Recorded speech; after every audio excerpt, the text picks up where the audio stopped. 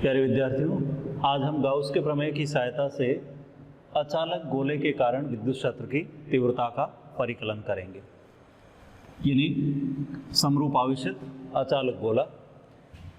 इससे पिछले वीडियो में हमने चालक गोले के लिए देखा था, और चालक गोले के लिए जब हम तीव्रता का परिकलन करते हैं तो वहाँ क्योंकि चालक गोले के पृष्ठ पर एक समान रूप से आवेश वितरित होता है, लेकिन यहाँ पे अचालक गोला है। तो अचालक गोले की विशेषता ये है कि अचालक गोले को दिया गया आवेश उसके संपूर्ण आयतन में एक समान रूप से वितरित होता है। अचालक से मतलब यही है कि आवेश मुक्त नहीं है, और मुक्त नहीं है तो उस केस में जहाँ दिया जाता है वहीं पे रहता है, और अचालक गोले में यह आयतन में एक समान रूप से वितरित होता है। तो मान लें कि कैपिटल Q धनावेश एक कैपिटल R त्रिज्या के अचालक गोले के आयतन में एक समान रूप से वितरित हैं, यानी टोटल आवेश कैपिटल Q है और गोले की त्रिज्या कैपिटल R है। इसके कारण हमें गोले के केंद्र से स्मॉल r दूरी पर स्थित प्रेक्षण बिंदु P पर विद्युत क्षेत्र की तीव्रता ज्ञात करनी है। तो फर्स्ट ऑफ ऑल पहला पॉइंट हमारा जो रहता है वो रहता है विद्युत क्षेत्र की दिशा।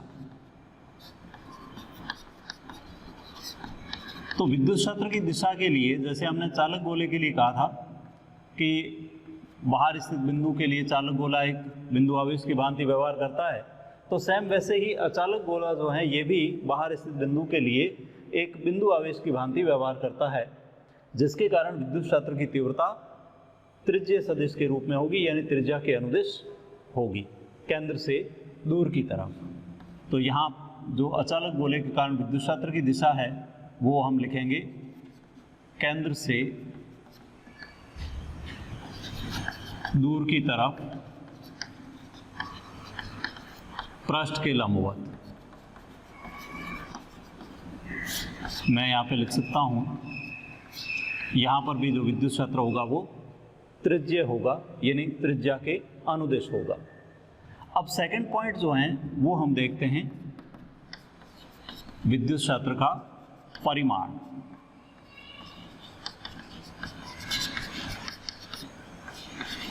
विद्युत क्षेत्र का परिमाण ज्ञात करने के लिए, क्योंकि हम गाउस के प्रमेय की सहायता से कर रहे हैं, इसलिए परिमाण के लिए हम गाउसीय पृष्ठ बनाएंगे। लेकिन ध्यान रहें कि यहाँ पर P पॉइंट की जो है 3 स्थितियाँ बन सकती हैं। 3 की बजाय हम 4 स्थितियाँ भी बना सकते हैं। जैसे P पॉइंट जब गोले के बाहर स्थित है, P पॉइंट गोले की सतह पर स्थित हो, P पॉइंट गोले के अंदर किसी बिंदु पर स्थित हो, या फिर केंद्र पर स्थित हो। मतलब टोटल कुल मिलाकर के हम 4 स्थितियाँ इसके लिए बना सकते हैं। तो विद्युत क्षेत्र का परिमाण ज्ञात करने के लिए यहाँ हम जो गाउसीय पृष्ठ बनाएंगे वो गाउसीय पृष्ठ स्मॉल r त्रिज्या के गोले के रूप में बनाया जा सकता है, जिसके अंदर ये संपूर्ण आवेश परिबद्ध होगा। मतलब गाउसीय पृष्ठ कैसा होगा? गोलाकार, और उस गोले की त्रिज्या प्रेक्षण दूरी के बराबर होगी। उस गाउसीय पृष्ठ यानी गोलाकार गाउसीय पृष्ठ का केंद्र इस अचालक गोले के केंद्र पर होगा। तो हम 3 अलग अलग पॉइंट्स ले लेते हैं। जैसे सबसे पहला पॉइंट हमारा है गोले के बाहर स्थित बिंदु पर।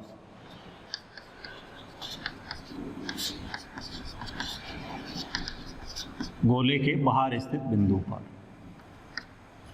बाहर स्थित बिंदु जैसे मान लो कि इसी को हम ले लेते हैं, तो जो गाउसीय पृष्ठ बनाएंगे वो इस टाइप से बनाएंगे।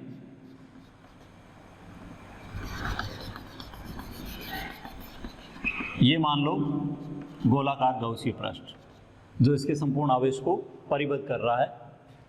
हमें विद्युत क्षेत्र की दिशा जो है वो पहले से पता है, E त्रिज्या के अनुदिश केंद्र से दूर की तरफ पृष्ठ के लंबवत। अगर हम यहाँ पे एक छोटा सा क्षेत्रफल अल्पांश माने तो उस क्षेत्रफल अल्पांश dA की दिशा भी E की दिशा में ही होगी, यानी दोनों समांतर होंगे। तो बाहर स्थित बिंदु का मतलब हुआ small R greater than capital R, यानी प्रेक्षण दूरी जो है वो त्रिज्या की तुलना में ज़्यादा है। इस केस में गाउसीय पृष्ठ से परिबद्ध फ्लक्स, गाउसीय पृष्ठ से संबद्ध फ्लक्स, जिसको हम परिभाषा के अनुसार फाई इक्वल टू समाकलन ई डॉट डी ए लिखते हैं बंद पृष्ठ के लिए। अब यहाँ जो हमने छोटा सा क्षेत्रफल अल्पांश लिया है उस डी ए की ई से दिशा देखी जाएगी, तो यहाँ पे क्योंकि ई और डी ए समांतर हैं, यानी थीटा का मान 0 है, cos 0 1 होगा, तो इसका मतलब ये हुआ कि यहाँ हमारा जो फ्लक्स है वो हमें मैक्सिमम मिल जाएगा ई डी ए cos 0 या ई डी ए, क्योंकि cos 0 की वैल्यू 1 होती है, और यहाँ अगर हम ई को बाहर ले लें तो डी ए का समाकलन। अब क्योंकि क्षेत्रफल अल्पांश हमने यहाँ लिया है, अगर पूरे पृष्ठ पर लिए गए क्षेत्रफल अल्पांशों का समाकलन करेंगे या योग करेंगे तो वो इस गाउसीय पृष्ठ का क्षेत्रफल मिलेगा हमें। इसलिए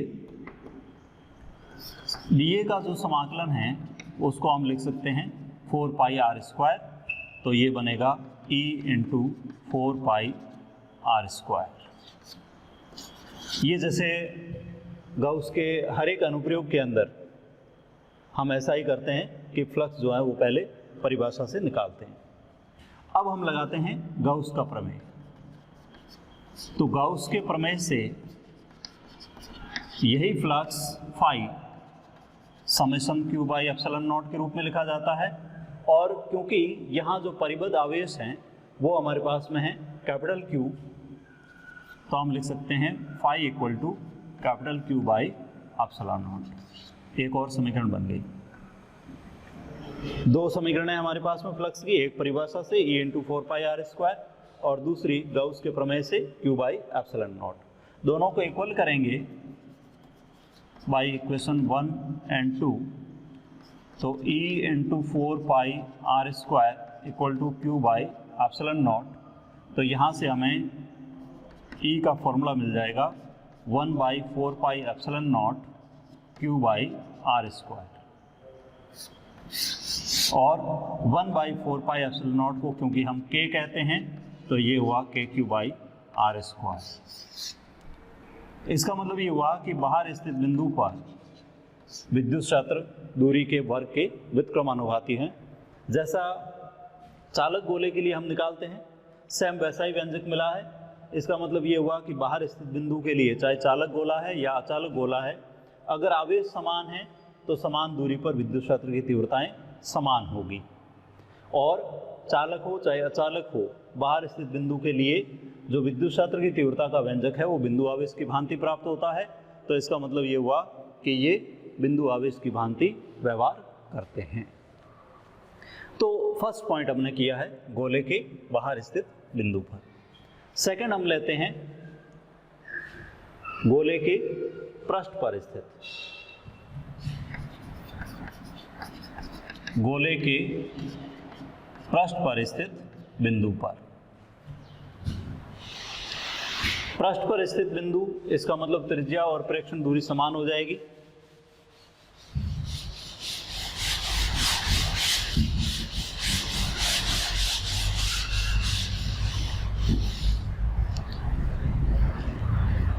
यानी small R equal to capital R. तो जो हमने बाहर स्थित बिंदु के लिए व्यंजक निकाला है उसी के अंदर हम क्या कर लेंगे, small R equal to capital R कर लेंगे।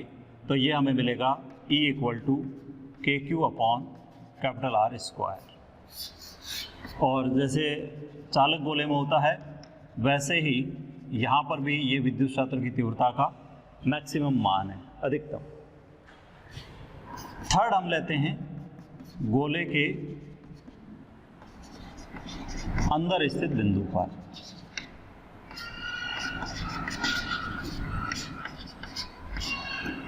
तो चालक गोले और अचालक गोले के पृष्ठों पर भी विद्युत क्षेत्र की तीव्रता का व्यंजक सेम होता है।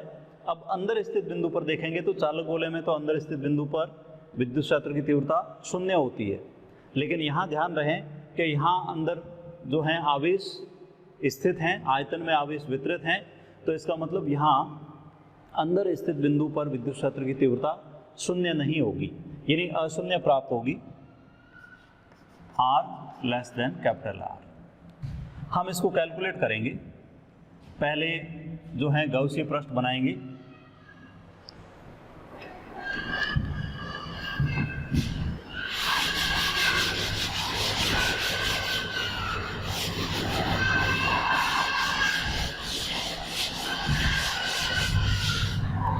तो जैसे ये हमारे पास में चालक गोला है, अचालक गोला, इसके अंदर आयतन में एक समान रूप से धनावेश वितरित हैं और टोटल आवेश जो है वो है कैपिटल Q। गोले की त्रिज्या कैपिटल R है। मान लो कि हमारा प्रेक्षण बिंदु यहाँ पर है P, जो केंद्र से स्मॉल r दूरी पर स्थित है। तो इसका मतलब यहाँ जो गाउसीय पृष्ठ हम बनाएंगे उसकी त्रिज्या स्मॉल r होगी। ये स्मॉल r त्रिज्या का गोलाकार गाउसीय पृष्ठ। तो क्योंकि विद्युत क्षेत्र की तीव्रता यहाँ पर भी त्रिज्या के अनुदिश है, हमने शुरू में लिया है त्रिज्य सदिश के रूप में, और यहाँ अगर गाउसीय पृष्ठ पर कोई क्षेत्रफल अल्पांश लेंगे तो उसकी दिशा भी विद्युत क्षेत्र की दिशा में ही होगी। मान लेते हैं कि इसके अंदर जो परिबद्ध आवेश है वो स्मॉल q है। तो देखें, सबसे पहली बात तो यहाँ हम दोबारा से निकालेंगे गाउसीय पृष्ठ से संबद्ध विद्युत फ्लक्स फाई इक्वल टू, वही फॉर्मूला है हमारा बंद पृष्ठ के लिए, E डॉट dA समाकलन। अब यहाँ क्योंकि E और dA पैरेलल हैं, मीन्स थीटा का मान 0 है, cos 0 1 होता है, तो इसलिए फाई इक्वल टू बंद पृष्ठ पर E dA cos 0 means E समाकलन dA, और dA जो हमने गाउसीय पृष्ठ पर लिया है, इन सभी क्षेत्रफल अल्पांशों का योग या समाकलन इस गाउसीय पृष्ठ के क्षेत्रफल के बराबर होगा। तो इसको हम phi equal to E into 4πr² लिख सकते हैं। क्योंकि स्मॉल r त्रिज्या का गोलाकार गाउसीय पृष्ठ है, तो इसका क्षेत्रफल हुआ 4πr²। अब अगर हम गाउस के प्रमेय से करें, तो गाउस के प्रमेय से हम लिखते हैं phi equal to summation of Q by epsilon naught. यहाँ जो समेशन ऑफ Q है, टोटल चार्ज तो कैपिटल Q है, लेकिन गाउसीय पृष्ठ के अंदर टोटल चार्ज नहीं है, बल्कि कुछ कम आवेश है, मतलब हमने स्मॉल q माना है। तो इसका मतलब ये हुआ कि समेशन ऑफ Q बराबर small q, then phi equal to small q by epsilon naught. लेकिन यहाँ पे ये ध्यान रहे कि स्मॉल q को हमें कैपिटल Q के रूप में लेना है। तो हम कैसे ले सकते हैं? जैसे जो गोले का संपूर्ण आयतन है, संपूर्ण आयतन यानी 4/3 पाई कैपिटल R3, उस आयतन में ये टोटल आवेश विद्यमान है कैपिटल Q, जबकि हमारे पास जो गाउसीय पृष्ठ है स्मॉल r त्रिज्या का, उसका आयतन कम है, तो इसका मतलब उसमें आवेश की मात्रा इसकी तुलना में कुछ कम रहेगी। तो ऐसे कैलकुलेशन कर सकते हैं कि 4/3 पाई R3, ये जो गोले का आयतन है, इसमें आवेश की मात्रा टोटल कैपिटल Q है, तो एकांक आयतन में आवेश की मात्रा हम लिख सकते हैं capital Q by 4/3 pi R3। अब हमारे पास जो गाउसीय पृष्ठ है यानी स्मॉल r त्रिज्या का, उसका आयतन है 4/3 पाई R3। इस आयतन में जो आवेश होगा उसको हम लिखेंगे Q by 4/3 pi R cube into 4/3 pi small R cube, और इसी को हम कह रहे हैं स्मॉल क्यू। यानी हमारा जो स्मॉल क्यू है वो है capital Q by 4/3 pi R cube into 4/3 pi small R cube. तो कुल मिलाकर के ये हुआ कि जो स्मॉल क्यू है वो हो गया Q small R cube by capital R cube, और इसको समीकरण नंबर 2 में रखें बाई इक्वेशन 2, तो हमें फ्लक्स का फॉर्मूला मिलेगा Q R cube by R cube into epsilon naught. एक और समीकरण बना सकते हैं। तो हमने यहाँ पे जो है 3 समीकरण बना ली। एक समीकरण तो फ्लक्स की परिभाषा से है, यानी E इंटू 4πr² मिला। दूसरा हमें गाउस के प्रमेय से ये पता है summation of Q by epsilon not होता है, और यहाँ पे जो टोटल चार्ज यानी इसमें एनक्लोज्ड परिबद्ध आवेश जो हैं वो स्मॉल q है, तो ये हो गया Q बाई एप्सिलॉन नॉट। अब क्योंकि हमें स्मॉल q को कैपिटल Q के रूप में लेना है, तो उस केस में हम यहाँ पे इसको इस टाइप से कैलकुलेट कर सकते हैं कि जो गोले का टोटल आयतन है उस आयतन में आवेश की मात्रा कैपिटल Q है, तो एकांक आयतन में आवेश की मात्रा हुई Q by 4/3 pi R cube. तो हमारे पास जो गाउसीय पृष्ठ है उसका आयतन यानी 4/3 पाई स्मॉल आर क्यूब, उसमें आवेश हो गया Q by 4/3 pi R cube into 4/3 pi small R cube, और इससे हमें स्मॉल q मिल गया Q R cube by capital R cube, और इसको जब समीकरण नंबर 2 में रखेंगे तो ये बन जाएगा Q small R cube by capital R cube into epsilon naught. अब हम समीकरण नंबर 1 और 3 की तुलना करेंगे। समीकरण नंबर 1 और 3 की जब हम तुलना करेंगे तो हमें इसके अंदर स्थित बिंदु पर विद्युत क्षेत्र की तीव्रता प्राप्त हो जाएगी। तो by equation 1 and 3 E into 4 pi R square equal to Q R cube by R cube epsilon naught. इससे हमें मिल जाएगा E equal to 1 by 4 pi epsilon naught, this into this, Q R square R cube से एक बार यानी cancel हो जाएगा, तो यहाँ बचेगा small R by R cube. तो एक फॉर्मूला तो ये है, इसको हम अगर K के रूप में लिख लें तो ये बन जाएगा K Q R upon R cube, और इससे हम कह सकते हैं E समानुपाती R। यानी गोले अचालक गोले के अंदर स्थित बिंदुओं पर विद्युत क्षेत्र की तीव्रता दूरी के समानुपाती होती है। मतलब ये है कि दूरी के साथ बढ़ेगी, सतह पर मैक्सिमम होती है, और बाहर स्थित बिंदुओं पर विद्युत क्षेत्र की तीव्रता दूरी के वर्ग के व्युत्क्रमानुपाती होती है, मतलब घटती है। अब अगर मान लो हम एक और पॉइंट ले लें, जैसे केंद्र पर,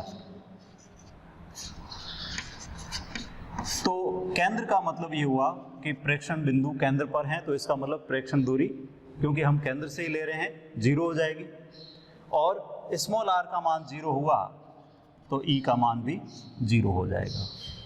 तो कुल मिलाकर के हमने जो है 4 पॉइंट्स लिए हैं। पहला पॉइंट बाहर स्थित बिंदु के लिए था, जहाँ पे विद्युत क्षेत्र की तीव्रता दूरी के वर्ग के व्युत्क्रमानुपाती यानी दूरी के साथ घटती है। सेकंड, गोले की सतह पर, जहाँ पे विद्युत क्षेत्र की तीव्रता अधिकतम प्राप्त होती है। और थर्ड, अंदर स्थित बिंदु पर, जहाँ विद्युत क्षेत्र की तीव्रता दूरी के समानुपाती प्राप्त होती हैं। इसका मतलब केंद्र से जैसे जैसे दूरी बढ़ती है वैसे वैसे विद्युत क्षेत्र बढ़ता है और सतह पर आकर के अधिकतम होता है। और केंद्र पर का मतलब ये हुआ कि स्मॉल r का मान 0 है, तो उस केस में E का मान भी 0 हो जाएगा, यानी अचालक गोले के केंद्र पर विद्युत क्षेत्र की तीव्रता 0 होती है। अब हम इसका ग्राफ देखें, यानी विद्युत क्षेत्र की तीव्रता दूरी के साथ किस टाइप से परिवर्तित होती है उसको हम एक ग्राफ में रिप्रेजेंट करते हैं। तो रिप्रेजेंटेशन का तरीका है,